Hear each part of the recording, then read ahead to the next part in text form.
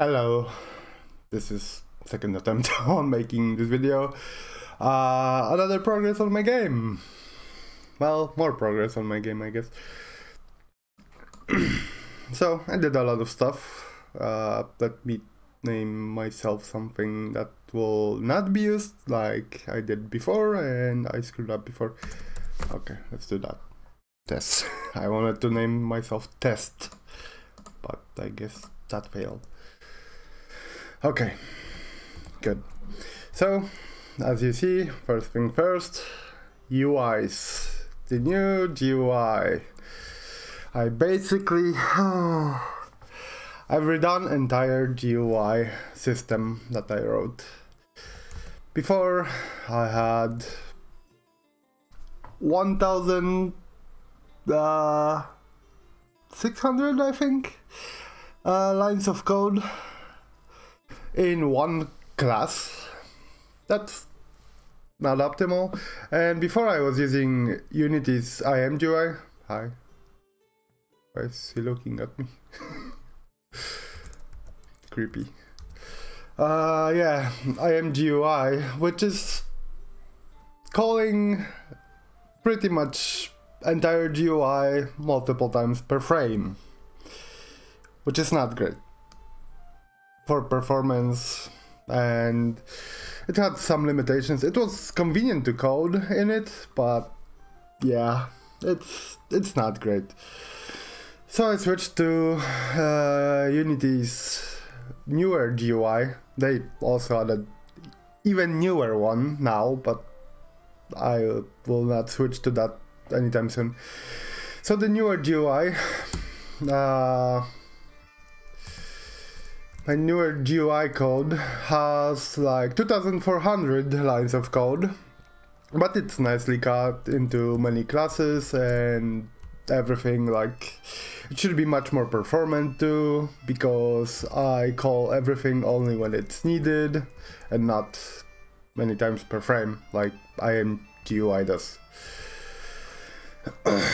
So yeah, that should be better, and I should show you some of the GUI. Yeah, this guy, yeah, sure, looks whatever. Let me type something. Wait, why can I move while typing? I thought I fixed that. I guess I didn't. But yeah, I will make the GUI prettier. This is just like a shell. I will change like textures for everything and stuff eventually, when I will have a lot of free time on my hand and feel like doing that, basically. But the prettiness of this game is not my main focus at all, so yeah. Oh, also I should do this so that the FPS will be higher. Okay, next thing. I changed the active skill system. As you probably saw here, I have multiple tiers and stuff. I wanted to make the skill system better. I kinda didn't like the fact that any character can unlock any skill for any class without any penalty, and I didn't like the list in general too, like before, how it was. Now it's better, basically. And as you see, I have tiers. The first tier, when you start your new character, is always unlocked. You just need to unlock the skills themselves, and then you unlock tier 2, blah blah blah. To unlock other classes, I will add trainer NPCs, which will be able to unlock new classes for you. You'll have to pay with skill points and money to unlock new classes. And there might be, I don't want to spoil it, but there might be some hidden classes in the future that you might only unlock with what specific NPC and stuff like that, you know. The skill system I coded very differently than before. It took me a long time actually, because I wanted it to be performant, and that was a horrible idea. Yeah. But yeah, it works, and I'm happy with it, more or less. Also, there's a small issue right now where you can unlock tier 4 without unlocking tier 2 and tier 3. But that's a very easy fix that I guess I should have done in like 5 minutes. But I was tired of working with this shit anymore. Okay, I guess I'll give myself some skill points just to show you stuff.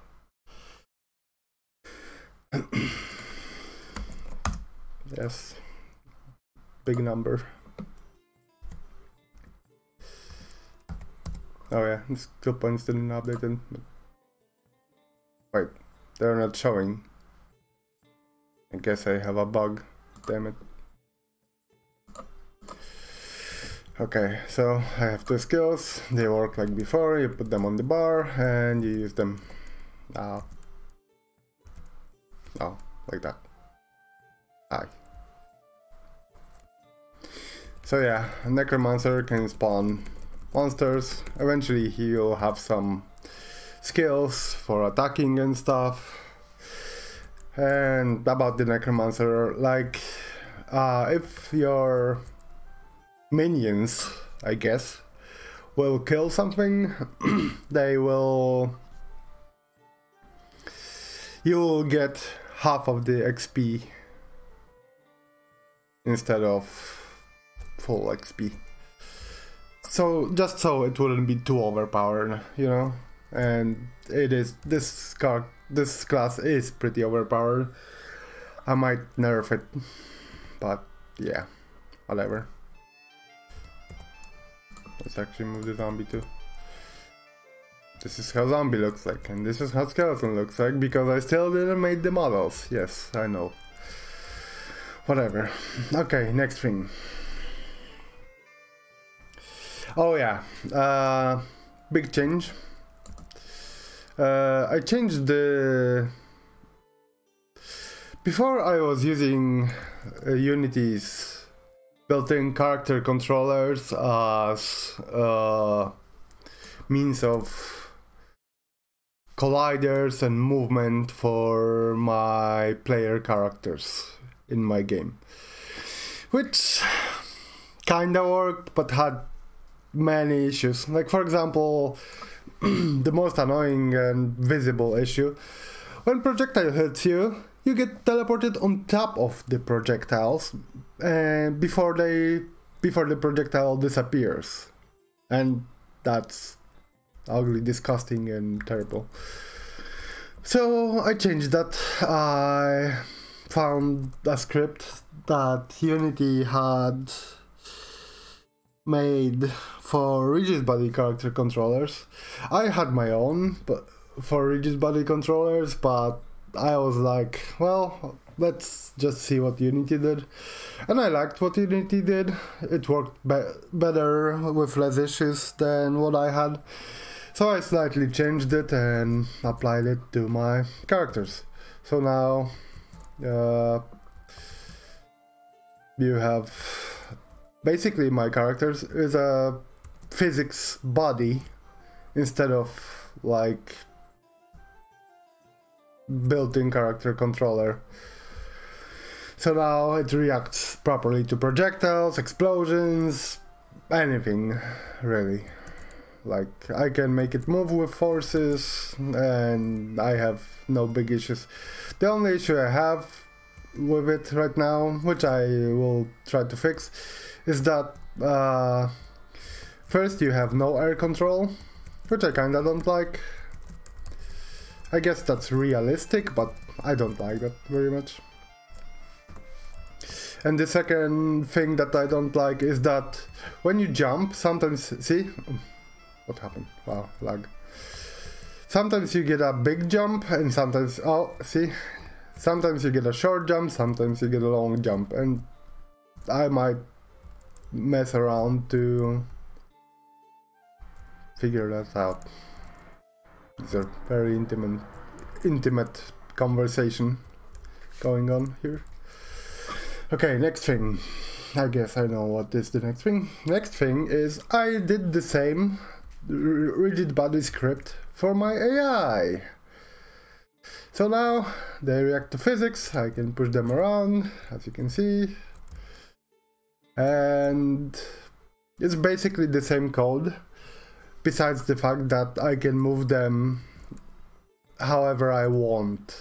So before I was using Unity's NavMesh agents, which had a lot of issues, I'd say that. Issues mainly being, first of all, well, they then reacted to physics, not without some major messing around with doing crazy code and yeah, doing crazy shit. Now they react to physics and they don't need to be stuck on NavMesh anymore, which means I can make them jump, I can do whatever, I can make them on explosions, they can fly up and land and still pathfind wherever I want. And it's working pretty well. I think the performance is slightly lower than before, but it's really worth it, to be honest. I am really happy with this. Another thing you will notice, I am much smaller and NPCs are much smaller too. So what I did was, before I had when I was using character controllers, for some reason I set the default height of character controllers to 2.4 meters. I have no idea why I did that. I changed that now.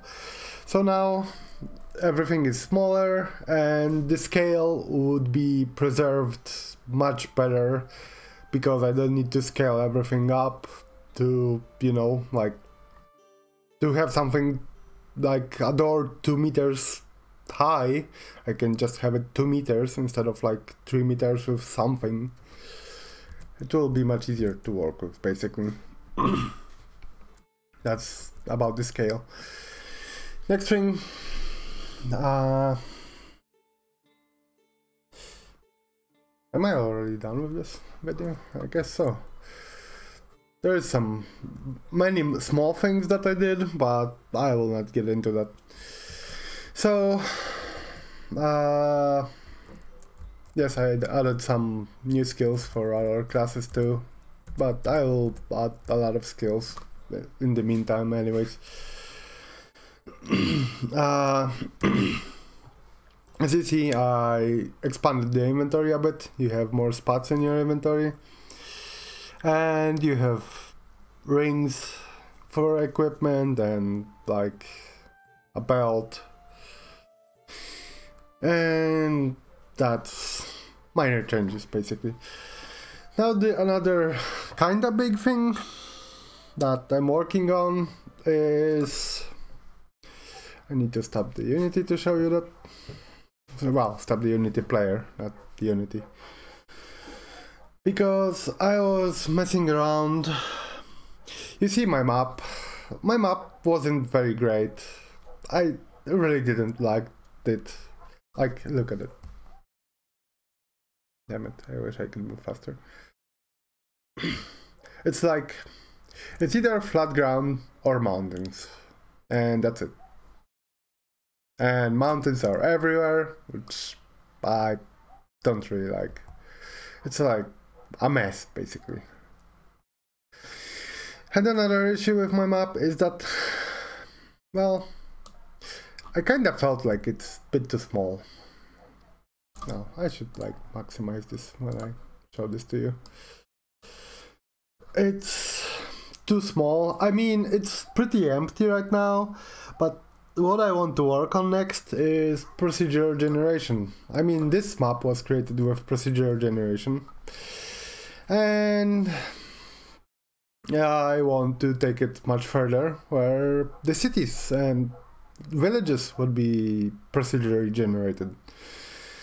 and buildings and stuff. Like, I want to get it much deeper so that I wouldn't have to do everything manually, you know. I mean, I will do stuff manually, yes, to make it better, but if I don't need to do it, if I wouldn't have to do it, I wouldn't do it. And doing stuff manually takes forever.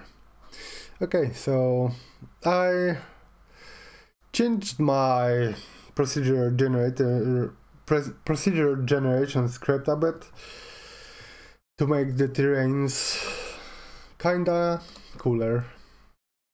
So I generated 3. This is the first one. And already you can see, like, you have some mountains, but not mountains everywhere. And you can some rough terrain instead of flatness, and you have some rivers and stuff. And you've probably seen that this terrain is 4 times bigger than before. So instead of what was it, like 8 kilometers, you have 16 kilometers to work with. And I tested it, and floating point errors are not an issue currently, so it should be fine. I will still work on it because, as you can see, like, I'm just cutting it roughly here to make it lower, to not, you know, it's not perfect, but I will make it better. So let's zoom in a little bit. Sorry. So this is a huge terrain with a couple mountains, and yeah, it's a bit more varied than before, I guess I would say. And I can make it always better. I can change it and do whatever the heck I want pretty much now. So my procedure generation, I used a script before, well, and now I'm using it still. It's called Coherent Noise, and it's a pretty nice script, and it works and creates cool terrain. And you can mix different terrains together with it, but it wasn't very easy to do. So I made it pretty crazy, where I can do whatever the heck I want with it now.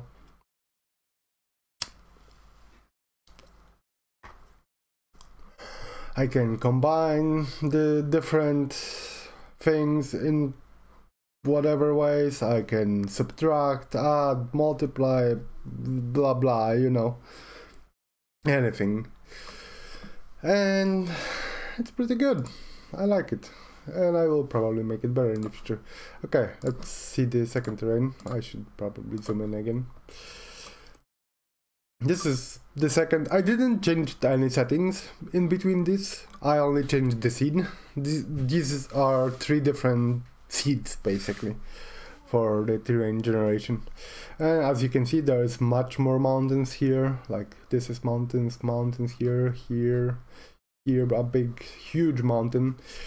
And I wanna make it, well, I'm still thinking about it, but before I had, you go from the corner of the map to the corner of the map. On the corner where you start with, the enemies are lowest level, and in the other corner, the enemies are highest level. And I might change that a little bit to make it like go from the bottom to the top of the map instead of corner to corner, you know, like the map is bigger, so I have a bit more freedom. But for example, in this specific terrain, going from the corner to the corner would be really annoying because, I mean, mountains everywhere, so you cannot really get anywhere, which is not great. So that's why I will have to work on it a little bit more, but yeah, it will be good. Also, generating each of these terrain took like 15 minutes. It's not great, but I will not make it threaded or anything to make it better. I'm too lazy for that. And if I would want to work this to be like twice as fast, I could just do it on my desktop PC instead of my laptop, you know. It would be probably twice as fast. Okay, this is dirt terrain. It looks like there's a mountain here, one small mild mountain here, and a little bit of failed mountain here in the corner. And very rough terrain, lots of smaller mountain-like things, and it looks decent. Those are the three randomly generated 3 random seeds without picking and choosing. I just literally made 3 terrains and this is what I'm showing you. But for actual game, I will have to probably mess around with it a bit more and make it better, but we will see what I can do with it. And as I said, what I will be working on next is making the procedurally generated towns and stuff like that, to basically not have to fill the world easily. And like dungeons and stuff, I will do manually, of course, because I feel like dungeons are something that you shouldn't generate procedurally. I mean, there are games that do that, like Vindictus did it, but in Vindictus you could see the pattern really quickly, really fast, and it was like, yeah, I feel like I'm going through the same dungeon over and over and over again, you know. And I want to make my dungeons kinda unique from each other, kinda different. When I was young, I was playing a lot of Cabal Online MMORPG, and I loved dungeons in that game. They were like, I don't know, they were great. I wouldn't recommend playing it now because it's full of bots and full of pay to win, and it's not fun anymore, but it was a cool game. At the time when I played it for like 8 years, holy shit. But yeah, I want dungeons to have like, how do you call it? Like switches, like quests and stuff basically to do, not just kill this enemy to go further, kill this enemy to go further. That's not the type of dungeons I want. Okay, so as I said, I did many smaller changes, but that's something that I don't really have to talk about. And hopefully I will make more videos in the future, more often, hopefully. And I'll put a link to the Discord channel for this game in the description of the video. If you want to join this Discord channel, feel free, and I post more often, like in text form, what I'm doing currently on the game and stuff, like updates and stuff like that. So if you want to see more updates more often, or what am I currently working on, or give me ideas and stuff, you can just hop onto the Discord and do that. Okay, I guess I'm done with this video. Thank you for watching, and until the next video or whatever progress I will make. Bye bye.